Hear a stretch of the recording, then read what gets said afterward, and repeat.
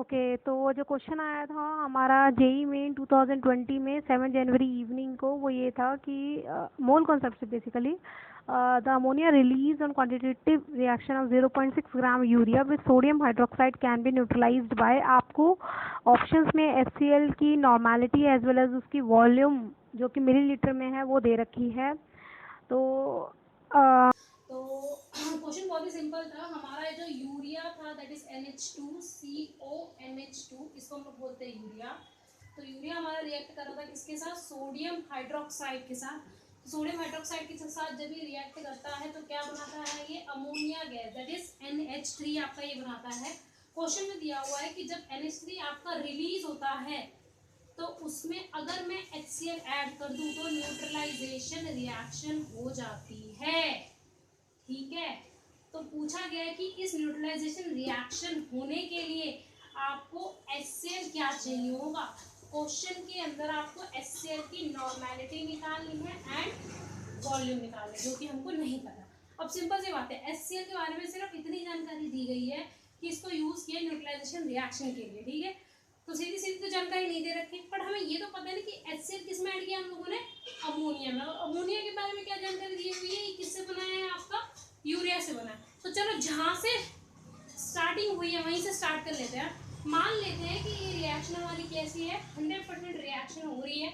इस क्वेश्चन को सॉल्व करने के लिए हमको ये मानना ही पड़ेगा, अदरवाइज ये क्वेश्चन सॉल्व नहीं हो सकता, क्योंकि और कुछ दिया हुआ ही नहीं है। सिर्फ हमें यूरिया का दिया हुआ है 0.6 ग्राम क्वेश्चन के अंदर, बस हमें यही गिवन है। ठीक है, तो हम लोगों ने मान लिया 100% रिएक्शन हो रही है। तो जरा देखो, मैं इस रिएक्शन में नहीं जानती कि भाई और क्या बनने वाला है, मुझे कोई मतलब ही नहीं है। सिंपल सी चीज देखो, मेरे पास जो यूरिया उसके अंदर एक यूरिया मॉलिक्यूल के अंदर 2 नाइट्रोजन एटम है। एक मॉलिक्यूल यूरिया के अंदर कितने हैं? 2 एटम है। किसके? नाइट्रोजन के। तो मैं ये भी बोल सकती हूँ अगर मैं 1 मोल ले लूँ यूरिया का तो उसके अंदर कितने मोल होंगे नाइट्रोजन के एटम्स के? 2। कितने होंगे?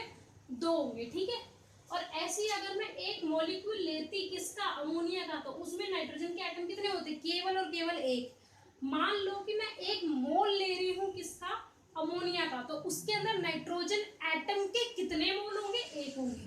तो अपन को सिंपल सी बात पता लग गई, 1 मोल यूरिया के अंदर कितने होते हैं? 2 मोल नाइट्रोजन एटम होते हैं। ठीक है, और 1 मोल अमोनिया के अंदर कितने होंगे?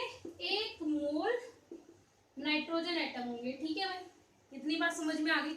चलो, हम लोगों ने यूरिया में कितने नाइट्रोजन है और अमोनिया में कितने, ये तो हमने डिसाइड कर लिया, पर इस क्वेश्चन को सॉल्व कैसे करते हैं? देखो, यूरिया से क्या बन रहा है? हमारा अमोनिया बन रहा है। तो सिंपल सी चीज है, अगर यूरिया में 2 नाइट्रोजन है तो ये बनाएगा भी कितने? 2 ही तो बनाएगा, according to POSC, principle of atom conservation. इसके अकॉर्डिंग क्या होगा? अगर मेरा 1 मोल, लेट्स सपोज मॉलिक्यूल की जगह मोल लिख रही हूँ मैं, 1 मोल यूरिया होगा तो वो कितने बनाएगा? 2 मोल NH3 बनाएगा। वो बनाएगा ही बनाएगा, क्योंकि इसके अंदर तो 2 नाइट्रोजन के मोल है ना, नाइट्रोजन एटम के मोल है, तो वो तो कंजर्व रहेंगे ना हमारे। तो यहाँ पे कितने बनने चाहिए? 2 मोल ही बनने चाहिए, क्योंकि NH3 में केवल 1 है। तो 2 बनाने के लिए मुझे 2 मोल लिखना पड़ेगा यहाँ पे। ठीक है, तो मेरे पास कितने मोल है यूरिया के? जरा चेक कर लेते हैं। मेरे पास है 0.6 ग्राम दिया हुआ था, और मुझे ये भी पता है कि यूरिया का गिवन मास तो 0.6 है और इसका मोलर मास कितना होता है? 60। तो ये आपका कितना आ गया? 0.01 मोल यूरिया का आ गया। ठीक है भाई, चलो यहाँ तक तो समझ में आ गई बात। हमें कितना दिया हुआ है? इतना मोल। तो इससे कितना बनेगा NH3? सिंपल है, बहुत सिंपल है।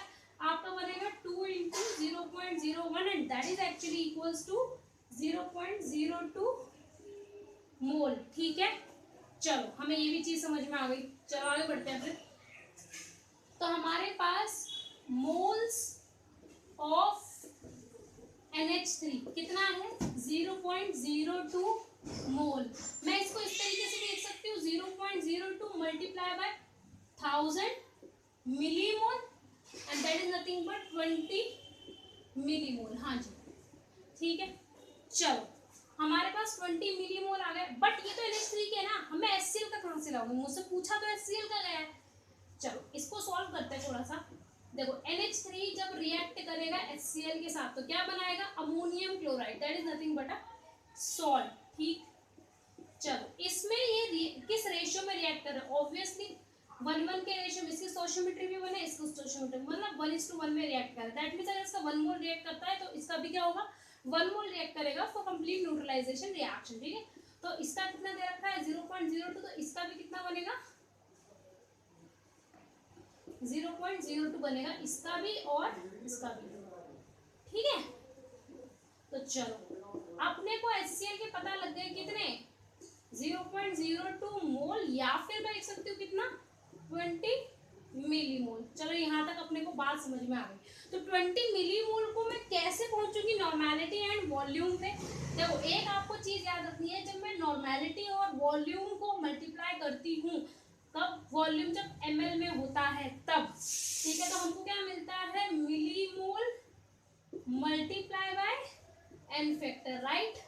मैं किसका निकाल रही हूँ HCl का, तो मिलीमोल भी किसके लिखूंगी HCl के, कितने हैं 20 है, एन फैक्टर मुझे पता है 1 है HCl। कैसे पता लगा, देखो यहाँ पे HCl कितना H इसको गिव दे रहा है, 1 दे रहा है, तो NH4 बन गया, राइट। तो इसका एन फैक्टर कितना होगा 1 होगा। और आपको पता भी है HCl की बेसिसिटी क्या होती है 1 होती है, that is nothing but the N factor of an acid. ठीक है, तो आंसर कितना आ गया 20। तो आपको ये मैच करना है यहाँ पे कि जो 20 है N/V, कौन सा ऐसा ऑप्शन है जिसको मल्टीप्लाई करने से आपका 20 आता है। आप सभी को दिख रहा होगा, कुछ नहीं, वो डी ही ऑप्शन है, आप चेक कर सकते हैं। डी ऑप्शन में आपको गिवन है 100 ml multiply by 0.2 normality and that is nothing but 20, right. so D option is correct. So I hope आपको ये वीडियो पसंद आई हो। ऐसे ही हम लोग क्या करेंगे, बेसिक से ही शुरू करेंगे, एंड तक जाएंगे। अगर आपको कुछ भी दिक्कत है तो आप लोग मैसेज कर सकते हो, कमेंट कर सकते हो, शेयर करो इसको, सब्सक्राइब करो मेरे चैनल को।